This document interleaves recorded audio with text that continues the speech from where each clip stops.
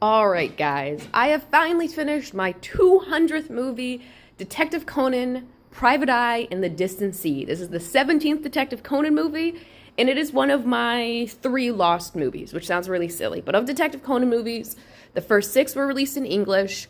Everything after 18 was released on Amazon and other streaming services, like for purchase. And the middle ones, I'll be perfectly honest, you can find those bootlegged online, no problem.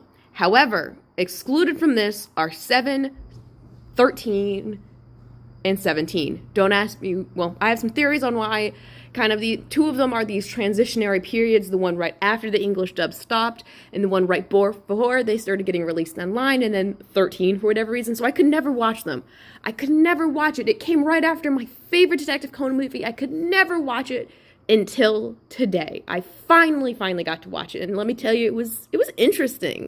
What's different about this Detective Conan movie, and if you need an overview of Detective Conan, I have a video on that, but what's different about this one is it's the most down-to-earth one yet, which is saying a lot about Detective Conan and this movie plot. They're literally on a Japanese military ship. Like, it's a military ship. They're doing a tour for some reason or another, kind of unnecessary plot explanations and mechanics just to get them there. So the whole thing, it's like, it's a warship. It's a military warship they're on for the entire plot of this.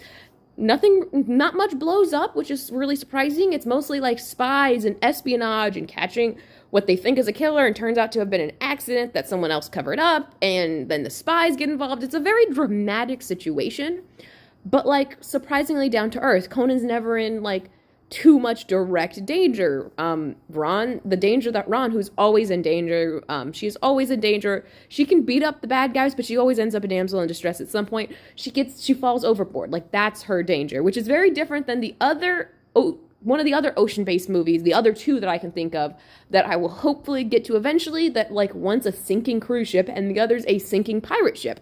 So, like, very different than what I expected going in. But overall, it's, like, a really fun time.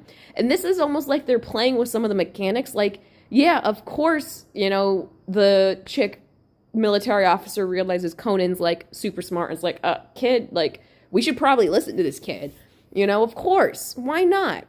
Of course, everyone, like, 4 different characters ask, who on earth is he? Who is he really? Because that's like what happens, because that's how Conan goes, I'm Conan Edogawa, a detective. Except for the times he doesn't, and those times are even better. And this has one of those times, but like overall, it's a really weird movie. Like, you know, side characters that really don't need to be in it are in it. It's a very fun time. I'm, however, going to give it like a 7 out of 10. It's not great, but it's interesting. I liked it. I always like them.